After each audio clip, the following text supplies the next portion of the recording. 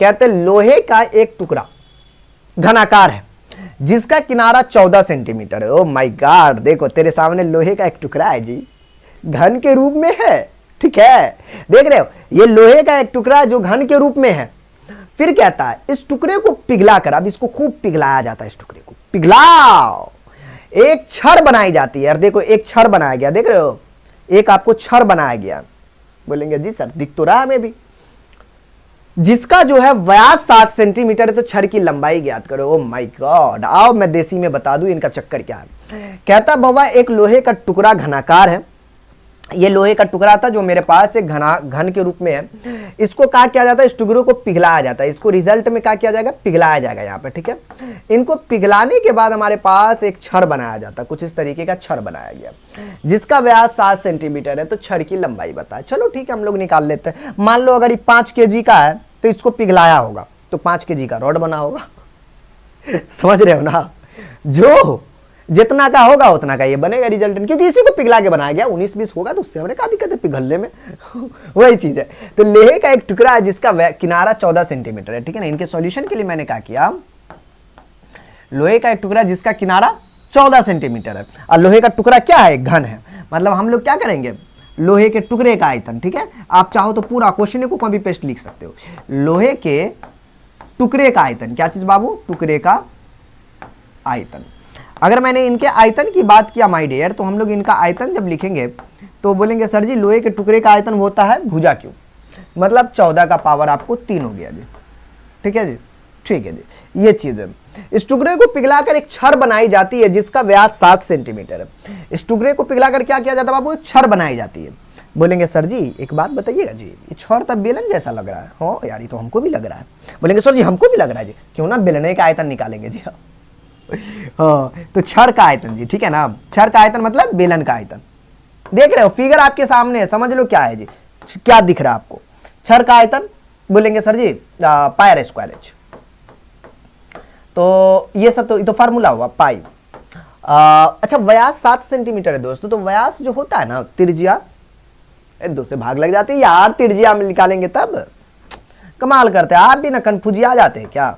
22/7 are square, are कत्ते है, व्यास कत्ते 7 सेंटीमीटर, देखो क्या लिखेंगे 7 का पावर 2। अरे भाई 2 टाइम लिख देंगे, हाँ जी, तुमको क्या टेंशन है, दंदनाने दो, बाद में हम लोग इसको हल्दी धराएंगे। एच हमसे पूछा जा रहा है, लंबाई क्या होगी, लंबाई का मतलब एच, ठीक है।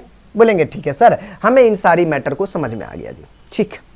आइए तो देखो, ये मान लो जितना भी रहा होगा उसी को तोड़कर इतना बनाया गया। 5 kg का था तो 5 kg को तोड़कर 5 kg का रॉड बनाएगा, दोनों बराबर ना, इंसाफ कर लिए जज बन जिए, इंसाफ करिए बैठ के, तो दोनों बराबर। तो प्रश्न से हम कह सकते हैं कि आपको लिखना है, ये बात है यहां पर लिखना हिंदी में, लोहे के टुकड़े का आयतन बराबर का छड़ का आयतन, ठीक है, दोनों हिंदी में लिखेंगे। उसके बाद मैं प्रश्न से डायरेक्ट आ गया हूं, 14 का पावर 3 अब बराबर दे दो यार, का मैटर आप भी गुरुजी करते हैं, ठीक है। ये मैं इनको मिटा देता हूं यार जी, दोनों को बराबर ना करेंगे जी, लोहे के टुकड़े का आयतन बराबर का इसका, ये तो साथ साथ तो बाबा कैंसिल है, ठीक है। और कोई कट रहा है का, अरे कट रहा है तो काटो, छोड़ो वो मत, हाँ जी, मरना चाहता मार दो। अरे वाह, ऐसा ना करो, ऐसा ना करो, जीने का सबको हक है जी। उधर 11 गुने का 7 है जी, बट्टा में आपका 2 है, गुने का एच है जी। एक बात बताइए यार, बोलेंगे का सर जी क्या बताना चाहते हैं आप, जो शादी कर ले, नहीं मेरे कहने का वो मतलब है, मैं ये बताना चाहता हूं कि ये कटेगा, कटेगा तो बटेगा भी। अब देखो पहली बात तो ये है कि ये गुना होगा 14 का पावर 3 को गुना करेगा 2 बराबर का 11 गुने का 7। अब मुझे नहीं पता इनका सॉल्यूशन क्या होगा। बोलेंगे सर आपको क्यों नहीं पता जी, आप टीचर है आपको पता होगा। चलो ठीक है देखते ना, जो गुना में होता है कहां जाता, भाग में जाता, मतलब 14 का पावर 3 को कितना बार लिख सकते हैं सर, 3 बार लिखिए, 3 बार लिखिए ना सर, लिखिए ना, अरे लिख तो रहे यार। यहां 11 गुनी का 7, अब देखो ये 7 से कटेगा, 7 दूनी 14 जी। बात तो आपने सही कहा सर, सही पकड़े, हाँ पकड़े हुए किए सही, देखो ना। तब अब क्या गुरुजी आप क्या कीजिएगा, ये तो मुझे नहीं पता यार, सच का सर जी मुझे नहीं पता। आपको नहीं पता तो किसको पता होगा, मैं बताता हूं ना जी। पहले गुना करते हैं, 14 का स्क्वायर 196 होता, सच्ची में होता होगा तो होता होगा, लिख दो ना भाई, हमरे का है गुने का 2, गलती होगा तो तू लोग समझना, हाँ बना आप रहे समझेंगे, हाँ 2 छक्की 12 के 2 1, 2 9 18 19 के 9 1 2 का 2 1 392 जी बट्टा में 11। तो h का वैल्यू 392 बट्टा का 11 आ गया जी। लेकिन अब हमें जो है थोड़ा सा इसमें दिक्कत लग रही है। दिक्कत इस बात का लग रही है कि नजर यहां जो पड़ गई है कि ये 14 गुने का 14 गुनी का 14 लिखे, ठीक है, लेकिन ई 2 को मैंने छोड़ दिया जी। ये 2 को छोड़ने से ये दिक्कत हो गया है कि यहां पर 2 होता जो मैंने छोड़ दिया। ये तो 2 7 दूनी 14 काटे वो वाला 2 है। सही पकड़े हैं सर जी, सही, वही तो मैं बोल रहा था। यहाँ पे एक और ना 2 होगा, डबल 2 होगा, तो ये गुना हो जाएगा तो 2 यहाँ पर और आ जाएगा, क्योंकि मैंने 1 के 2 से इसको गुना किया था। नहीं तो ये आ जाएगा 2 दूना 4 2 9 18 8 2 3 6 784 बट्टा में 11।